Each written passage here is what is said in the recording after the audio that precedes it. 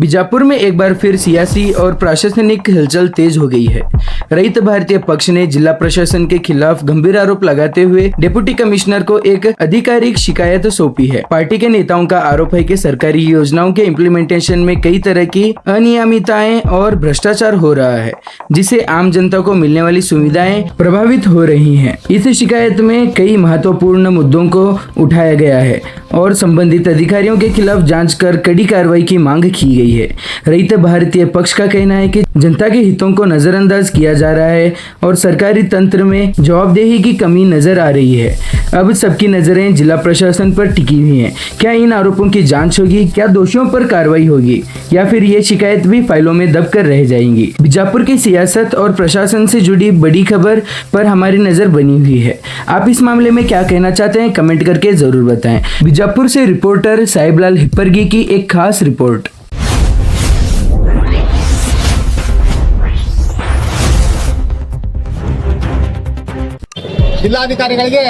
ಜಿಲ್ಲಾಧಿಕಾರಿಗಳ ಮುಖಾಂತರ ಮಾನ್ಯ ಮುಖ್ಯಮಂತ್ರಿಗಳಿಗೆ ಏನಪ್ಪಾ ಅಂದ್ರೆ ಸಾರ್ವಜನಿಕರಿಗೆ ವಿದ್ಯುತ್ ಸಂಪರ್ಕ ಕೊಡ್ರಿ ತೆಗೆಸಿಂದ ನಾವು ರ್ಯಾಲಿ ಮುಖಾಂತರ ಬಂದು ಜಿಲ್ಲಾಧಿಕಾರಿಗಳು ಕೊಡಾಕತ್ತೀವಿ.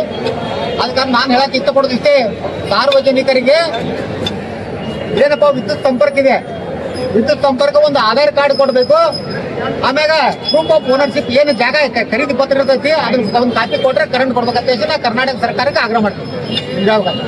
ಈಗಾಗಲೇ ಒಂದು 2 ರೀತಿಯಿಂದ ಕೊಡಕ್ಕೆ ಚಾಲು ಮಾಡಿದ್ದಾರೆ. 1200 ಸ್ಕ್ವೇರ್ ಫೀಟ್, ಆಮೇಲೆ 2400 ಸ್ಕ್ವೇರ್ ಫೀಟ್ ಕೊಡಕತ್ತಾರೆ. ಅದ್ರಲ್ಲಿ ಏನದಪ್ಪ ಗೊಂದಲ ಇದೆ, ಏನು ಉತ್ತಾರಿ ಕೊಡಬೇಕು, ಖರೀದಿ ಪತ್ರ ಕೊಡಬೇಕು, ಈ ಟೈಪ್ ಗೊಂದಲಿದೆ. ಬಕ್ಷೀಸ್ ಪತ್ರಗಳ ಸಂಖ್ಯೆ ಕರೆಂಟ್ ಕೊಡ್ಬೇಕಂತ ನಾನು ಆಗ್ರಹ ಮಾಡ್ತೀನಿ ಮುಖ್ಯಮಂತ್ರಿಗೆ. ಸರ್, ಬಡವ್ರು ಏನ್ ಮಾಡ್ಬೇಕು? 1200 ಸ್ಕ್ವೇರ್ ಫೀಟ್ 2400 ಸ್ಕ್ವೇರ್ ಫೀಟ್ ಅಂತಂದ್ರಿ ಸರ್, ಕಡು ಬಡವ್ ಏನ್ ಮಾಡ್ತಾವ? 1 ರೂಮಿನ ಜಾಗ ಇರ್ತಾನವ, ಅಂತವ್ ಏನ್ ಮಾಡಕ್ ಸಾಧ್ಯ ಐತಿ? ಈಗ ಅದೇ ಹೋರಾಟ ಅದಕ್ಕೆ ನಾವು ಮಾಡಕತ್ತಿದೀವಿ. ಸರ್ಕಾರದ ಮೇಲೆ ಒತ್ತಡ ಯಾಕೆ ತರಾಕತ್ತೀವಪ್ಪ ಅಂತಂದ್ರೆ ಏನ ಒಂದ ಬಡ ಜನರ ಒಂದು ಕಷ್ಟ ಸುಖಗಳು ಏನು ಎಸಿ ಕಾರ್ಯ ಕುತ್ಕೊಂಡು ಅಡ್ಡಿರ್ತಾರ, ಅಲ್ಲಿ ವಿಧಾನಸೌಧದಾಗ ಎಸಿ ರೂಮ್ನಾಗ ಕುತ್ಕೊಂಡು ಅಡ್ಡಿರ್ತಾರ, ಅವ್ರಿಗೆ ಗೊತ್ತಾಗುದಿಲ್ಲ. ಆಮ್ಯಾಗ ಈ ಒಂದು ಕರೆಂಟ್ ಬಗ್ಗೆ ಯಾವೊಬ್ಬ ಜನಪ್ರತಿನಿಧಿಗಳು ಇದಕ್ಕೆ ಪ್ರತಿಕ್ರಿಯಿಸಿಲ್ಲ.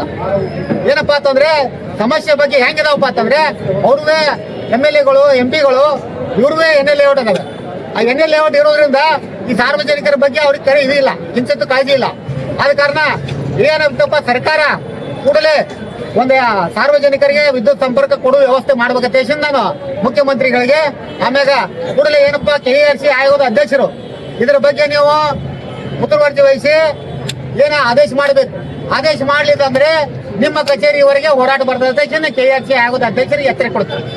ಒಂದು ಎಣ್ಣೆ ಪ್ಲಾಟ್ ತಗೋಬೇಕಾದ್ರೆ 40 ರಿಂದ 50 ಲಕ್ಷ ಬೇಕು. ಬಡವರು ಎಲ್ಲಿಂದ ತರಕ್ ಸಾಧ್ಯತೆ? ಒಂದು ಎಣ್ಣೆ ಪ್ಲಾಟ್ ತಗೋ ಬಡವರಿಗೆ ಬಹಳ ಅನಾನುಕೂಲ ಆಗಿದ್ರಿ ನಿಮ್ಗೆ ಹೇಳ್ಬೇಕಂತ. ಈಗ ಬಡವರು ಒಂದು ಹೋರಾಟಕ್ಕೂ ಬರುವುದಿಲ್ಲ. ಇತ್ತಿತ್ತಲಾಗಿ ಏನಾಗಿದ್ದಪ್ಪ ಅಂತಂದ್ರೆ ಬಾಬಾ ಸಾಹೇಬ್ ಅಂಬೇಡ್ಕರ್ ಅವರು ನಮ್ಮ ಮಾರ್ಗದರ್ಶನ ತೋರಿದ ಯಾವುದೇ ಒಂದು ಕೆಲಸಗಳನ್ನ ಹೋರಾಟದ ಮುಖಾಂತರ ತಗೊಳ್ಳೋದಾಯ್ತಪ್ಪ ಅಂತಂದ್ರೆ ಮತ್ ನಾವು ಇಲ್ಲಿ ಅಧಿಕಾರಿಗಳಿಗೆ ಕೋಟಿ ಏನು ಉಪಯೋಗ?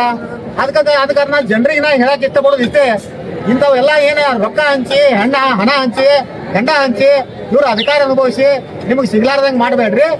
ಆಮೇಲೆ ನಿಮಗೆ ಸಾರ್ವಜನಿಕರಿಗೆ ಯಾರು ಜನ ಸಿಗ್ತಾರ ಅಂತವ್ರಿಗೆ ಆರಿಸಿ ಕಳ್ಸತ್ತೆ ನಾ ಜನರಿಗೆ ವಿನಂತಿ ಮಾಡ್ಕೊತೀನಿ. ಸರ್, ಮುಂದಿನ ದಿನಮಾನಗಳಲ್ಲಿ ಗುಂಟಾ ಪ್ಲಾಟ್ಗಳಿಗೆ ಮೀಟರ್ ಕೊಡ್ಲಿಕ್ಕೆ ಮುಂದಿನ ಹೋರಾಟ ಯಾವ ರೀತಿ ಇರ್ತದೆ? ಇಲ್ಲ, ಮುಂದಿನ ಹೋರಾಟ ಅಂದ್ರೆ ಬಹಳ ಇದು ಇರ್ತಾರೆ, ಬಹಳ ಗಂಭೀರತೆ ಇರ್ತದೆ. ನಿಮ್ಗೆ ಹೇಳ್ಬೇಕಂದ್ರೆ ರೂಪರೇಷೆ ಹೆಂಗಾಗಿತ್ತಪ್ಪ ಅಂತಂದ್ರೆ ಒಂದು ಹೆಸ್ಕಾಂ ಕಚೇರಿಗಳನ್ನ ಬೀಗ ಆಗ್ಬೇಕಾಗತ್ತೆ.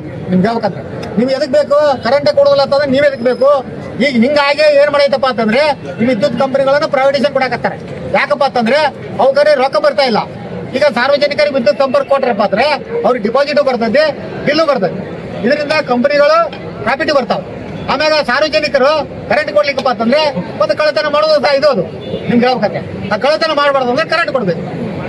ಸರ್, ಇದು ಸರ್ ಎಷ್ಟೋ ಜನ ಕ್ಲಾಸ್ 1 ಕಾಂಟ್ರಾಕ್ಟರ್ಗಳು ಆಗ್ತದೆ ಸರ್, KEB ಕಾಂಟ್ರಾಕ್ಟ್ ಕೊಡ್ತೀರಿ, ಅವ್ರ ಜೀವನ ಸುರಿಕೆ ಆಯ್ತು, ಅಧೋಗತಿಗೆ ಬಂದದ. ಇದಕ್ಕೆ ಬಗ್ಗೆ ಏನ್ ಹೇಳ್ತೀರಿ ಸರ್? ಈಗ ಅದೇ ಸರ್, ನಿಮ್ಗೆ ಹೇಳ್ಬೇಕಂದ್ರೆ ಮೊನ್ನೆ ನಾವು ಹೋರಾಟ ಮಾಡಿದ್ದೇವೆ. ಈಗೇನ ಕಾಂಟ್ರಾಕ್ಟರ್ ಒಂದು ಏನು ಸಿವಿಲ್ ಗುತ್ತಿಗೆದಾರ ಹೆಂಗಾಗಿತ್ತು, ಈ ದಿವಸ ಇಲೆಕ್ಟ್ರಿಕಲ್ ಗುತ್ತಿಗೆದಾರ ಬಗ್ಗೆ ಆ ಪರಿಸ್ಥಿತಿ ಬಂದಿದ್ದಿಲ್ಲ, ಇನ್ನು ಮುಂದೆ ಬರ್ತಾ ಇತ್ತು. ಈಗ ಏನಂತ ಒಂದ್ ಸ್ವಲ್ಪ ಅಚಾನಕ ನಮ್ಮ ಹೋರಾಟಗಳಿಂದ ಒಂದ್ ಸ್ವಲ್ಪ ಸ್ಟಾರ್ಟ್ ಆಗಿದೆ. ಗಾಡಿಗಳು ಈಗ ನಮ್ಮ ಹಲವಾರು ಗುತ್ತಿಗೆದಾರರು ಹೇಳ್ತಿದ್ದಾರೆ. ನಿಮ್ಗೆ ಹೇಳ್ಬೇಕಂದ್ರೆ ಇನ್ನು ನಮ್ಮ ಪರಿಸ್ಥಿತಿ ಹೆಂಗ್ ಬರ್ತಿತ್ತಪ್ಪ ಅಂದ್ರೆ ಆಟೋ ಹೊಡೋ ಪರಿಸ್ಥಿತಿ ಬರ್ತಿದೆ. ಅದ್ರ ಸಂಖ್ಯೆ ಅದು ಏನೋ ಮೂಲಭೂತ ಸೌಕರ್ಯ ನಮ್ದೇನಂತೆ ನಮ್ ದಂಧೆನೇ ಐತಿ. ಬಟ್ ಆದ್ರೆ ಆ ಪರಿಸ್ಥಿತಿ ಬಿಟ್ಕೊಂಡು ಈ ಕಡೆ ಬರ್ತಿತ್ತು. ಆಗ ಈಗೇನೈತಪ್ಪ ಅಂತಂದ್ರೆ ಒಂದು ಸ್ಟಾರ್ಟ್ ಆಗಿದೆ. ಒಂದು ಸಾಮಾನ್ಯ ಜನರು ಒಂದು ಏನಪ್ಪ ಕರೆಂಟ್ ತಗೊಳ್ಳೋ ವ್ಯವಸ್ಥೆ ಆಗಿದೆ ಅಂತ ಹೇಳ್ತೀನಿ. ಸರ್, ಮುಖ್ಯಮಂತ್ರಿ ಆದೇಶ ಮಾಡಿದಷ್ಟಕ್ಕೆ ಯಾಕೆ ಇವ್ರು ಕೊಡ್ತಾ ಇಲ್ಲ? ಈ ಮುಖ್ಯಮಂತ್ರಿ ಆದೇಶ ಮಾಡಿರೋಂಥವ್ರು ಹೆಂಗೈತ್ರಿ, ಅಧಿಕಾರಿಗಳ ಮ್ಯಾಗ ಇದು ಇಲ್ಲ. ಏನಪ್ಪಾ ಅಂತಂದ್ರೆ ಎಕ್ಸಿಕ್ಯೂಟಿವ್ MD ಹೇಳ್ತಾರೆ, ಚೀಫ್ ಇಂಜಿನಿಯರ್ ಕೇಳಲ್ಲ, ಚೀಫ್ ಇಂಜಿನಿಯರ್ ಹೇಳ್ತಾನ SC ಕೇಳಲ್ಲ, SC ಹೇಳ್ತಾನ E ಕೇಳಲ್ಲ, E ಹೇಳ್ತಾನ AW ಕೇಳಲ್ಲ. ಆ AWಗಳು ಬಿಟ್ಟಿರೋದ್ರೆ ಸೆಕ್ಷನ್ ಹಾಕಿರೋ ಅಂತ ಅವ್ರದೊಂದು ಕಾನೂನು ಬೇರೆ. ಸರ್ ಅಧಿಕಾರಿಗಳಿಗೆ ಸರ್ಕಾರದ ಮಾತಿನ ಕವಡೆ ಕಾಶಿ ಕಿಮ್ಮತ್ತಿಲ್ಲ. ಆಮೇಲೆ ಇನ್ನು ಜನಪ್ರತಿನಿಧಿಗಳಂದ್ರು ಅದನ್ನ ಕೇಳಕ್ಕೆ ಅವರು ಇದಿಲ್ಲ. ಜನಪ್ರತಿನಿಧಿಗಳು ಯಾಕೆ ಕೇಳ್ತಾರೆ? ಅವರೇ ಪ್ಲಾಟ್ ಹಾಕ್ಯಾರ ದುನಿಯಾದು. ಅದೇ ಹೇಳ್ರಿ, ನಿಮ್ಗ ಉಸ್ತುವಾರಿ ಸಚಿವರು ಅಂದ್ರು ಪೂರ್ತಿ ಇದು ಹೇಳ್ಬಿಟ್ಟಾರೆ. ಯಾಕಂದ್ರೆ ಮೊನ್ನೆ JDP ಮೀಟಿಂಗ್ ದಾಗ ಹೇಳಿದಾರೆ ಅವ್ರೆ, ಏನಪ್ಪಾ ಗುಂಟ ಪ್ಲಾಟ್ಗಳು ಕೊಡ್ಬೇಡ್ರಿ. ಯಾವಪ್ಪ ಅಂದ್ರೆ SC ಅವ್ರಿಗೆ ಹೋಗಿ ಹೇಳಿದ್ದ, ಏನೋ ಸುಮ್ಮನೆ ಹಿಂದಿನ ಗುಂಟ ಪ್ಲಾಟ್ಗಳು ಕೊಡೋದು ಬಂದ್ ಮಾಡ್ಬೇಕು. ಆ ಒಂದು ರೆಫರೆನ್ಸ್ ಇಟ್ಕೊಂಡು ಮಾನ್ಯ ಉಸ್ತುವಾರಿ ಸಚಿವರು ಕೊಡಬೇಡ ಅಂತ ಹೇಳಿದ್ರು. ಈಗ ಆದೇಶಗಳಾಗಿದ್ದಾವೆ, ಆದೇಶಗಳು ಉತ್ತಾರಿ ಕೊಡಾತಾರೆ. ಮತ್ತೆ ಬಕ್ಷಿಸ್ ಪತ್ರಗಳು ಚಾಲು ಮಾಡ್ಬೇಕಂತ ನಾನು ಸರ್ಕಾರಕ್ಕೆ ಆಗ್ರಹ ಮಾಡ್ತೀನಿ. ಮಲ್ಲಿಕಾರ್ಜುನ್ ತೆಂಗಳಾಳ ದೇಶದ ರೈತ ಭಾರತ ಪಕ್ಷದ ರಾಜ್ಯಾಧ್ಯಕ್ಷ. ಗುಂಟ ಪ್ಲಾಟ್ ತಗೊಳ್ಳದೆ ಬಡ ಜನ, ಎಲ್ಲ ಸಮುದಾಯದ ಬಡವರು ಅಲ್ಲಿ ಹಳ್ಳಿಗಳಿಗೆ ಕೆಲಸ ಇಲ್ಲ, ಇಲ್ಲಿ ಏನಾರು ಒಂದು ಕೆಲಸ ಮಾಡೋಣ ಅಂತೇಳಿ ಹಳ್ಳಿಯಿಂದ ಇಲ್ಲಿ ಒಂದು ನಗರಕ್ಕೆ ಧಾವಿಸ್ತಾ ಇದ್ದಾರೆ.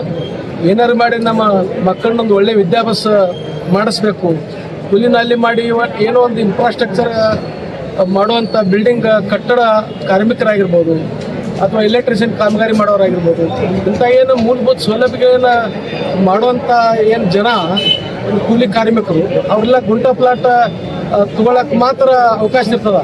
ಏನೇ ಪ್ಲಾಟ್ ತೊಗೋಬೇಕಾದ್ರೆ 30-40 ಲಕ್ಷ ರೂಪಾಯಿ ಬೇಕೀಗ ಏನೇ ಪ್ಲಾಟ್ ತೊಗೋಬೇಕಾದ್ರೆ. ಅಂಥವ್ರೆಲ್ಲ ಬಡವರೆಲ್ಲ ಏನು ಮಾಡಬೇಕು? ಅದಕ್ಕೆ ಗುಂಟ ಪ್ಲಾಟ್ ತೊಗೊಂಡಿರ್ತಾರೆ.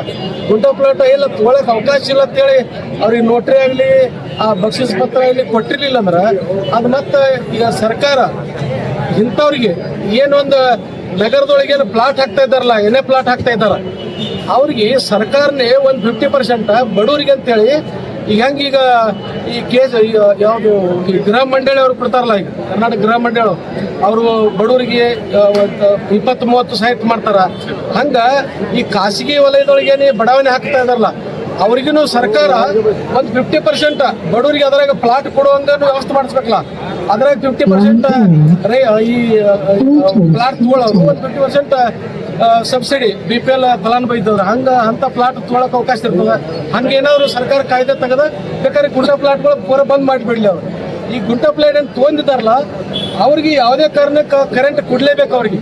ಯಾಕಂದ್ರೆ ಮನೆ ಕಟ್ಕೊಂಡಾರ, ನೀವು ಕರೆಂಟ್ ಕೊಡ್ಲಿಲ್ಲ ಅಂದ್ರೆ ಅವ್ರು ಹುಕ್ ಹಾಕಿ ಹುಕ್ ಸೆಟ್ ಹೊಡಿತಾರ.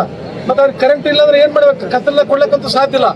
ಅದಕ್ಕೆ ಸರ್ಕಾರ ಏನೈತಿ, ಈಗಾಗಲೇ ಏನು ಗುಂಟ ಪ್ಲಾಟ್ ತಗೊಂಡ ಬಕ್ಷಿಸ್ ಪತ್ರ ಮಾಡ್ಕೊಂಡಿರ್ತಾರ ಅಂಥವ್ರಿಗೆ ನೀವು ಕರೆಂಟ್ ಕೊಡೋ ವ್ಯವಸ್ಥೆ ಮಾಡ್ರಿ.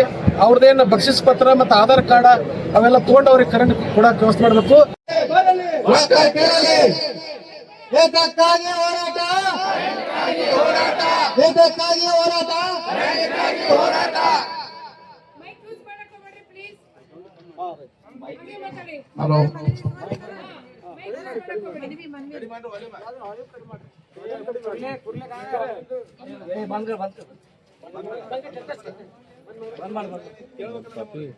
ಧಿಕ್ಕಾರ ಧಿಕ್ಕಾರ, ಕರೆಂಟ್ ನೀಡದೇ ಇರುವ ಅಧಿಕಾರಿಗಳಿಗೆ ಧಿಕ್ಕಾರ.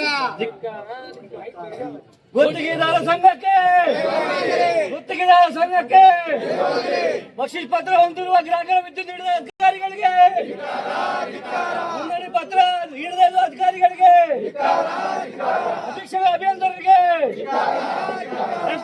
MD ಅವರಿಗೆ,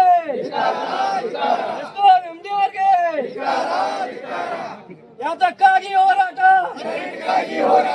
ಯಾತಕ್ಕಾಗಿ ಹೋರಾಟ, ಯಾತಕ್ಕಾಗಿ ಹೋರಾಟ.